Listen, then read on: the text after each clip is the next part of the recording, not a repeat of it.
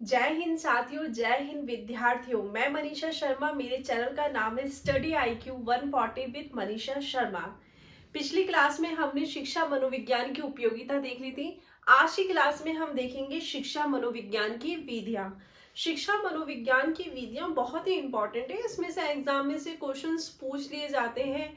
शिक्षा मनोविज्ञान की जो विधियां है उसमें से उनके गुण और दोष में से क्वेश्चंस पूछ लिए जाते हैं। किसने क्या विधि दी है, कौन इसके प्रतिपादक है, ये सब पूछ लिया जाता है। तो आज का हमारा टॉपिक है शिक्षा मनोविज्ञान की विधियां। शिक्षा मनोविज्ञान की विधि। देखो, शिक्षा मनोविज्ञान की जो विधि है ना, वो आपके मुख्य रूप से दो भागों में बांटी गई है। शिक्षा मनोविज्ञान की जो विधि है वो मुख्य रूप से दो रूप में बांटी गई है। पहली है वो आपकी, आप ऐसे कर दोगे, आत्मनिष्ठ विधि। पहली है आपकी आत्मनिष्ठ विधि, दूसरी है आपकी वस्तुनिष्ठ विधि। पहली है आपकी आत्मनिष्ठ विधि, दूसरी है आपकी वस्तुनिष्ठ विधि। शिक्षा मनोविज्ञान की हम विधियां पढ़ रहे हैं, जिसमें पहली है, दो विधियों में बांटा गया है। शिक्षा मनोविज्ञान की जो विधि है ना, दो भागों में बांटा गया है। एक है आत्मनिष्ठ विधि, दूसरा है वस्तुनिष्ठ विधि। आत्मनिष्ठ विधि को भी दो भागों में बांटा गया है। आत्मनिष्ठ विधि को भी दो भागों में बांटा गया है।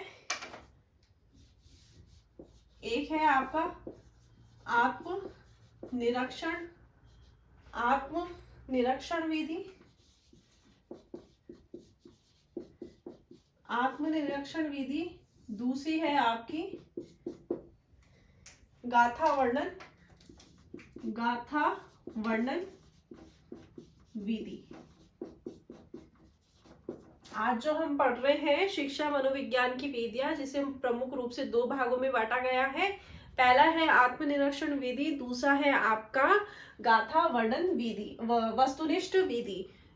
आत्मनिष्ठ विधि को भी आपको दो भागों में बांटा गया है। आत्मनिरीक्षण विधि दूसरा है गाथा वर्णन विधि। तो हम पहले देखेंगे आत्मनिरीक्षण विधि।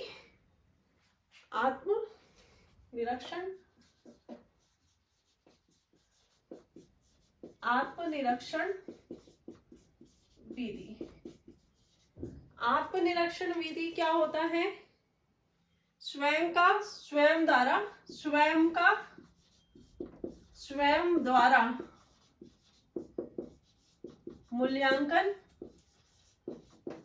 मूल्यांकन करना। समझेंगे इसको। मतलब आत्मनिरीक्षण, आत्म मतलब स्वयं, खुद। आत्म का अर्थ यही होता है ना, आत्म, और निरीक्षण मतलब हम जो भी कार्य कर रहे हैं उसका जो मूल्यांकन करते हैं वो। तो इस विधि का अर्थ क्या हुआ? स्वयं के द्वारा निरीक्षण करना आत्मनिरीक्षण विधि कहलाती है। जैसे मैंने कुछ भी कार्य किया तो मैं अपने कार्य के बारे में बताऊंगी, हाँ मैंने ऐसे किया, मैंने वैसे किया, मैंने अच्छा पढ़ा है, मैंने इसमें बहुत अच्छी अच्छी चीजें जोड़ी, मैंने इस किताब से पढ़ा है, मैंने इस किताब को पढ़ी तो मैंने पढ़ा है। तो जो भी हम कार्य करते हैं उसी कार्यों का स्वयं के द्वारा स्वयं का निरीक्षण करना आपकी आत्मनिरीक्षण विधि कहलाती है। एक बार आप साथियों इसका, विद्यार्थियों इसका स्क्रीनशॉट ले लीजिए।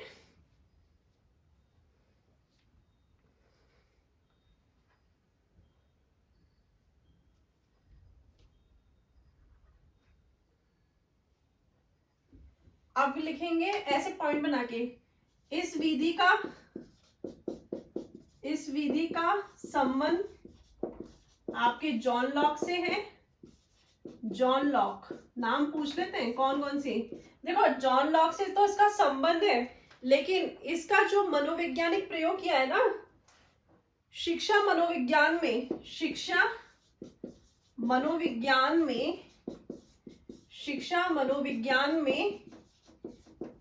इस विधि का प्रयोग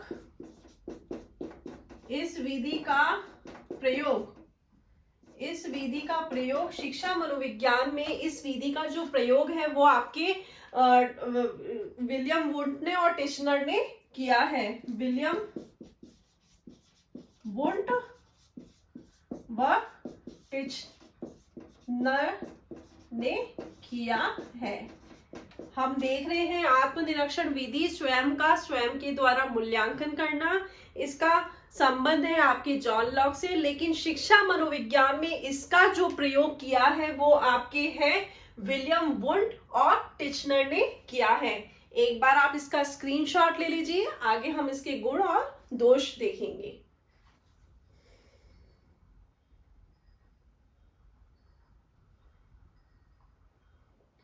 अब इसका लाभ क्या है? लाभ क्या है मतलब लाभ या गुण, लाभ या गुण, इसका लाभ है ये सबसे सरल और प्राचीन विधि है, प्राचीन विधि है, सरल और प्राचीन विधि है।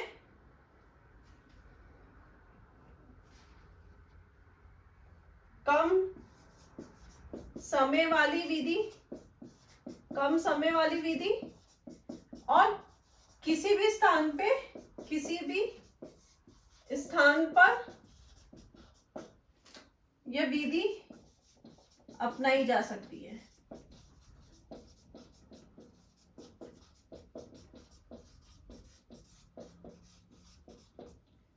इसका जो लाभ है, आत्मनिरीक्षण विधि का जो गुण है, लाभ है, एक तो सरल है, सबसे प्राचीन है, इसमें कोई समय नहीं लगता है, और सबसे बड़ी बात है कि इस विधि का प्रयोग किसी प्रयोगशाला लैबोरेटरी की जरूरत नहीं होती, ये विधि कहीं पे भी अपनाई जा सकती है, कहीं पे भी विधि का प्रयोग कर सकते हैं। अब हम इसका पहले आप इसको नोट डाउन कर लीजिए या स्क्रीनशॉट ले लीजिए।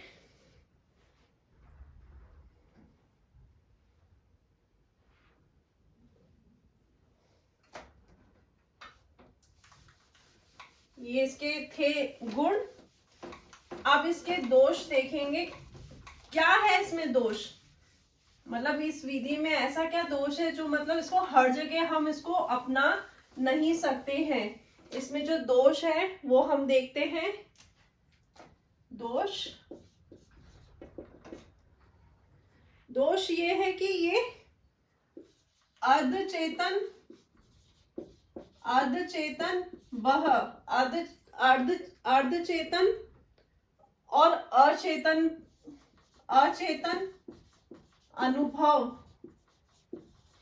अनुभव पर लागू, मतलब ये कहना चाह रहा है कि अर्धचेतन अचेतन अनुभव पे लागू नहीं है, लागू नहीं है। दूसरा, इसमें वस्तुनिष्ठता का अभाव पाया जाता है, वस्तुनिष्ठता का अभाव। कैसे, कैसे वस्तुनिष्ठता का अभाव पाया जाएगा कि ये विधि जो स्वयं का मूल्यांकन करती है, तो इसमें वस्तुनिष्ठता का अभाव तो पाना ही है। अगर मैं खुद का मूल्यांकन करूंगी तो मैं तो मेरे बारे में अच्छा बताऊंगी, मैंने अगर थोड़ी भी कमी होगी तो मैं बोलूंगी नहीं ये अच्छा है, इसमें ये है, उसमें वो है, सारे अच्छे गुण गाऊंगी। लेकिन क्या होता है, जब सब जगह से अगर ये परखी नहीं जाती है तो उसमें वस्तुनिष्ठता का तो अभाव आ ही जाता है, तो उसमें सत्यता का भी अभाव हो जाता है, वस्तुनिष्ठता का भी अभाव हो जाता है, सार्वभौमिक नहीं होती है।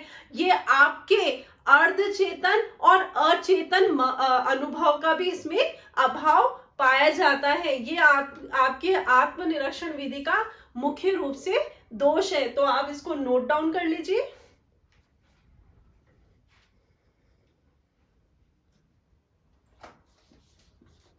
सार्वभौमिक प्रयोग नहीं है। सार्वभौमिक प्रयोग इसलिए नहीं है क्योंकि इसमें स्वयं व्यक्ति खुद का ही निरीक्षण करता है, ये किसी प्रयोग द्वारा या किसी अन्य व्यक्ति द्वारा मतलब इसको अपनाई नहीं जाती है, ना ही इसमें कोई सत्यता का प्रमाण होता है, इसलिए इसका प्रयोग हम सार्वभौमिक मतलब सभी जगह इसका प्रयोग नहीं कर सकते हैं और ये इसका प्रयोग में ला नहीं सकते हैं। ये है आपके आत्मनिरीक्षण विधि के दोष। अर्धचेतन अचेतन अनुभव का लागू नहीं करती, वस्तुनिष्ठता का अभाव होता है, सार्वभौमिक प्रयोग नहीं कर सकते हैं, ये आपके दोष है। आप इसको नोट डाउन कर लीजिए।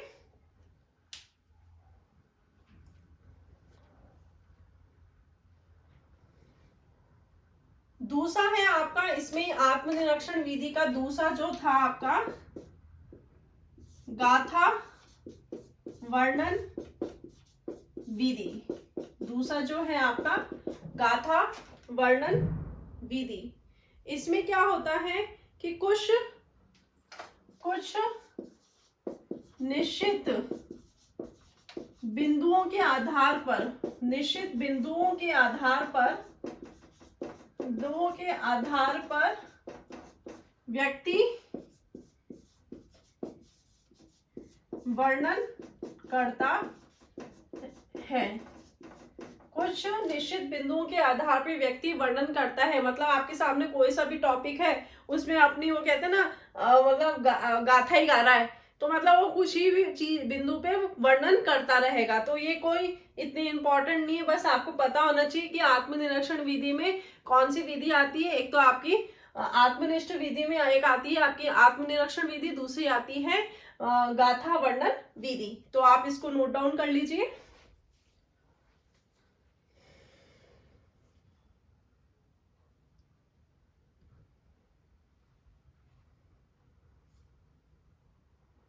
व्यक्ति वर्णन करता है या अपनी जीवन गाथा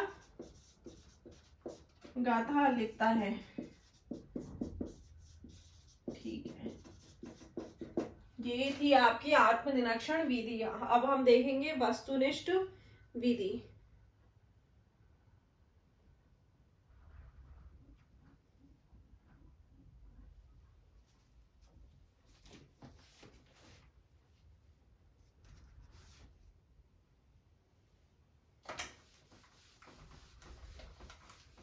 अब हम देखेंगे वस्तुनिष्ठ विधि। वस्तुनिष्ठ विधि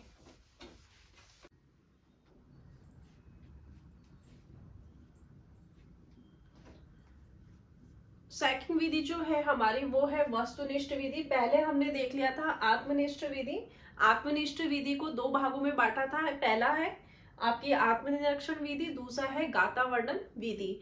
अब आपकी जो ये वस्तुनिष्ठ विधि है ना, तो वस्तुनिष्ठ विधि को भी दो भागों में बांटा गया है। वस्तुनिष्ठ विधि को भी दो भागों में बांटा है। आप इसका फ्लो चार्ट बना लोगे, जिसमें आपका है निरीक्षण विधि, निरीक्षण विधि, निरीक्षण विधि, क्योंकि आपको पता होना चाहिए कौन सी विधि किस में आ रही है, किससे पूछी जा रही है। दूसरा है आपका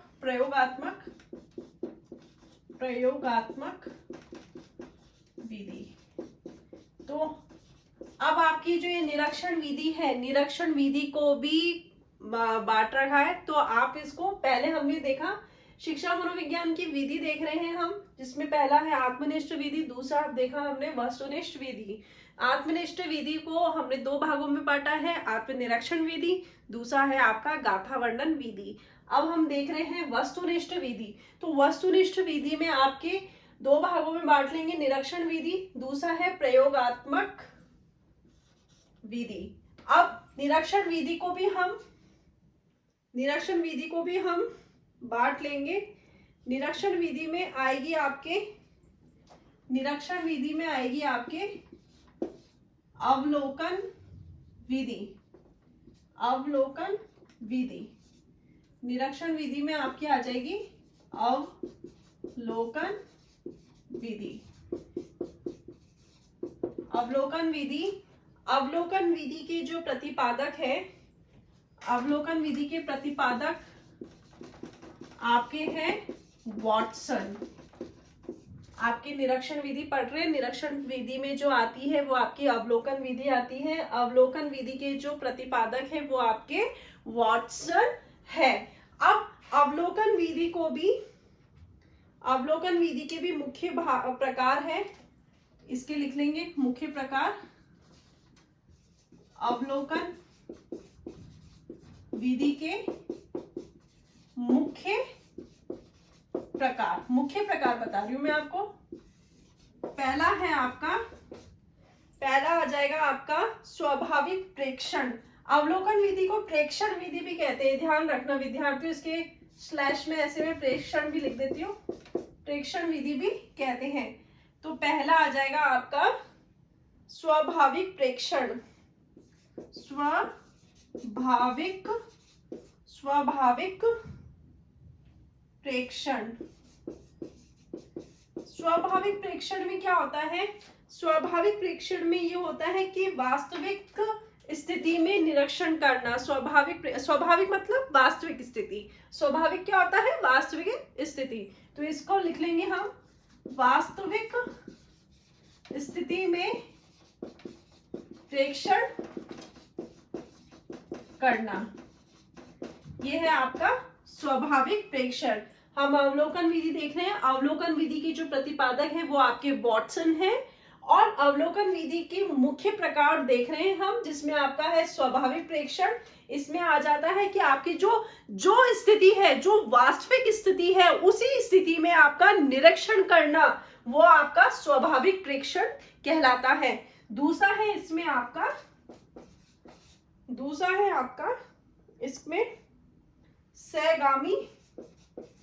सहगामी प्रेक्षण। सहगामी प्रेक्षण में क्या होता है? सदस्य बनकर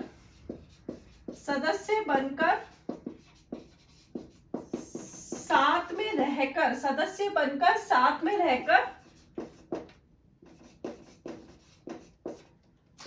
प्रेक्षण करना।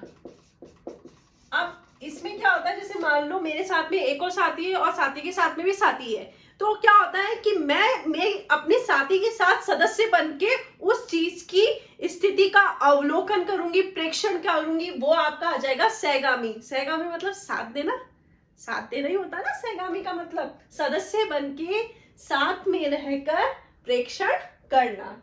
सी आ जाएगा आपका असहगामी प्रेक्षण। अब इसमें क्या है? असहगामी मतलब सदस्य या साथ देके नहीं, मैं कहीं दूर बैठ के उस चीज का अवलोकन करूंगी या प्रेक्षण करूंगी, वो आपके असहगामी प्रेक्षण में आ जाएगा। तो इसमें हम लिख लेंगे बिना साथ रहकर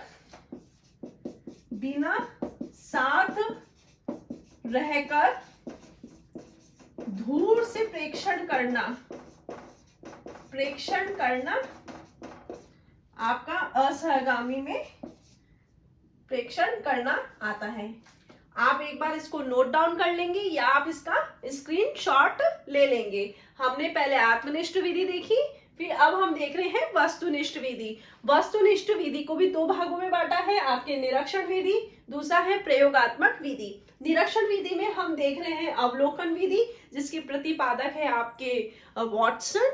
अब अवलोकन विधि के भी मुख्य प्रकार है, तो एक है स्वाभाविक प्रेक्षण, जो वास्तविक स्थिति में रह के प्रेक्षण करना होता है। दूसरा है आपका सहगामी प्रेक्षण, जो सदस्य बन के साथ में रहकर प्रेक्षण करना होता है।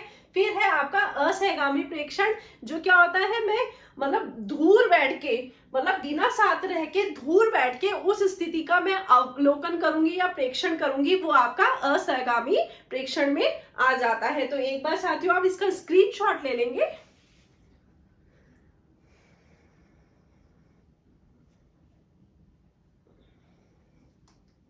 ठीक है साथियों, अब हम इसके गुण और दोष देखेंगे।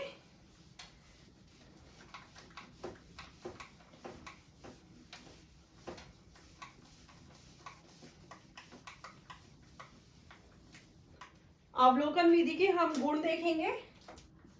अवलोकन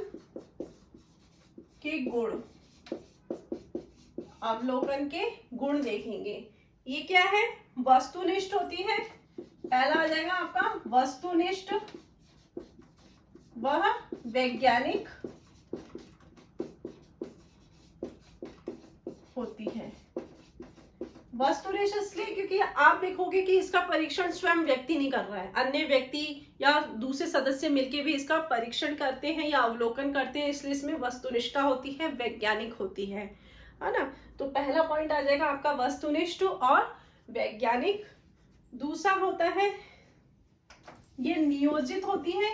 नियोजित, वह क्रमबद्ध होती है, नियोजित होती है, टाइमली होती है और लगातार होती है, समय पर और लगातार होती है। ये आपका दूसरा पॉइंट है।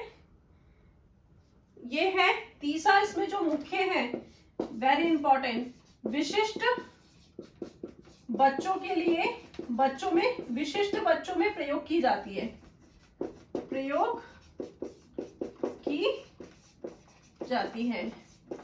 विशिष्ट बालक जो होते हैं ना, जो आपके, जो किसी भी प्रकार के, जिनमें वो मतलब पाया जाता है, जो मंदबुद्धि बालक होते हैं, पिछड़े बालक होते हैं, जो विशिष्ट प्रकार के बालक होते हैं, उनमें ये विधि, उनमें ये अवलोकन विधि का प्रयोग किया जाता है।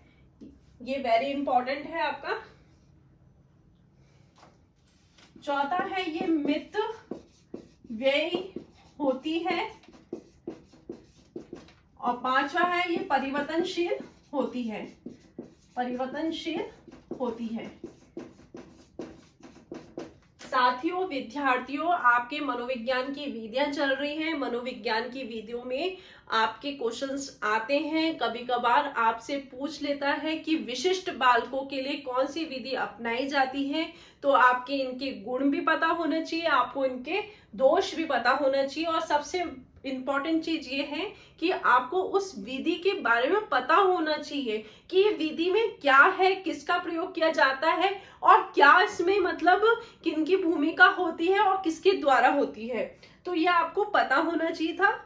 और ये हम देख रहे हैं अवलोकन विधि के गुण। अब इसमें हम इसके दोष देखेंगे। पहले आप इसका स्क्रीनशॉट ले लो।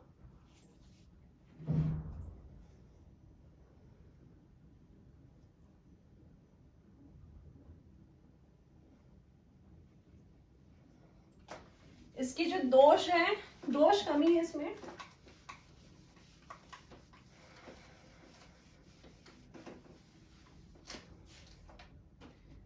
दोष ये है, इसके जो दोष है अवलोकन विधि के, इसमें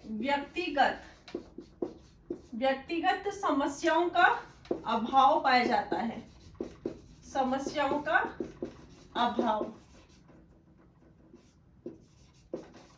क्या होता है कि एक साथ बालकों पे किया जाता है ना, तो आप मतलब हर बच्चे पे प्रयोग नहीं कर सकते, वो इकट्ठे समूह में होते हैं ना, तो व्यक्तिगत इसका प्रयोग नहीं कर सकते। तो इसमें व्यक्तिगत समस्याओं का अभाव होता है, हर व्यक्ति की कुछ ना कुछ समस्या तो रह ही जाती है। एक आप ये ग्रुप में करते हैं, व्यक्तिगत समस्याओं का समाधान नहीं होता है, समस्याओं का समाधान नहीं होता है, समाधान नहीं होता है, व्यक्तिगत समस्याओं का समाधान नहीं होता है, या व्यक्तिगत समस्याओं का जो होता है अभाव होता है, मतलब समस्याओं का अभाव होता है। ये था पहला इसका दोष। दूसरा है इसमें अचेतन मन, वह व्यवहारिक, अचेतन मन और व्यवहारिक का अध्ययन संभव नहीं है। व्यवहारिक, इसको आप ऐसे लिख लोगे, आंतरिक व्यवहार का अध्ययन संभव नहीं है। ये थी आपकी अवलोकन विधि के दोष, जिसमें व्यक्तिगत समस्याओं का समाधान का अभाव पाया जाता है। दूसरा है इसमें अचेतन मन और आपके जो आंतरिक व्यवहार होता है उसका हम अध्ययन नहीं कर सकते हैं, वो संभव नहीं होता है। ये था इसका दोष। आज की क्लास में हमने देखा है शिक्षा मनोविज्ञान की विधि, जिसमें हमने आत्मनिष्ठ विधि देखी। आत्मनिष्ठ विधि को भी दो भागों में बांटा है, आपके आत्मनिरीक्षण विधि, दूसरा है गाथा वर्णन विधि। दूसरा हमने देखा है आपकी वस्तुनिष्ठ विधि। वस्तुनिष्ठ विधि में आपकी निरीक्षण विधि आती है। दूसरा है प्रयोगात्मक विधि। निरीक्षण विधि में भी आपकी पहली है आपकी अवलोकन विधि। अवलोकन विधि को भी मुख्य भागों में बांटा है, और हमने इसके बाद देखे हैं अवलोकन विधि के गुण, अवलोकन विधि के दोष। साथियों, विद्यार्थियों, आज की क्लास यही समाप्त होती है। प्रिय साथियों, आप मनोविज्ञान की क्लासें नियमित रूप से देखिए। आपको शुरुआत से लेके एंड तक पूरी साइकोलॉजी पढ़ाई जाएगी। आप इसके नोट्स बना के रखिए, और जो विद्यार्थी, चाहे वो फर्स्ट ग्रेड का स्टूडेंट हो या सेकंड ग्रेड का हो, रिट का हो, सी टैट का हो, या किसी भी अन्य स्टेट की जो टैट के एग्जाम देने वाले कैंडिडेट है, जो केवीएस के हो या एनबीएस के है, और चाहे वो बीएड का विद्यार्थी ही क्यों ना हो, उन सबके लिए मनोविज्ञान की कक्षाएं बहुत उपयोगी है। आपको निश्चित रूप से ये साइकोलॉजी आपको अच्छे से समझ में आएगी। तो आज की क्लास यही समाप्त होती है। जय हिंद साथियों, जय हिंद विद्यार्थियों, धन्यवाद।